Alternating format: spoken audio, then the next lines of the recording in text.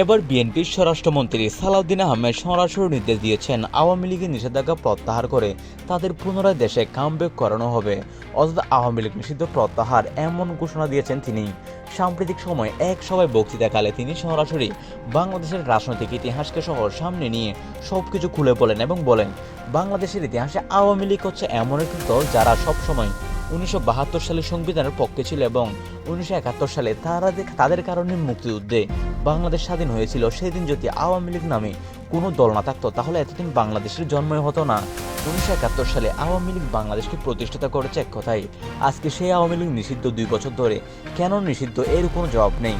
তাই আমরা চাই আওয়ামী লীগের নিষেধাজ্ঞা প্রত্যাহার করে তাদের সম্পূর্ণরূপে সচল করা হোক। তাদের যদি সচল করা হয় তাহলে বাংলাদেশে একটি বিশাল গণতন্ত্র আবার পুনঃপ্রতিষ্ঠিত হবে এবং সাথে সাথে বিএনপি সহ অন্যান্য স্বাধীনতাপন্থী দলের জন্য এটি হবে প্লাস পয়েন্ট। তার এর বক্তব্যের পরপর সামাজিক যোগাযোগ মাধ্যমে ব্যাপক উত্তেজনা ছড়িয়ে পড়েছে। অনেকে বলছেন এটি হয়তো বাংলাদেশের রাজনৈতিক প্লট উল্টে দিতে পারে।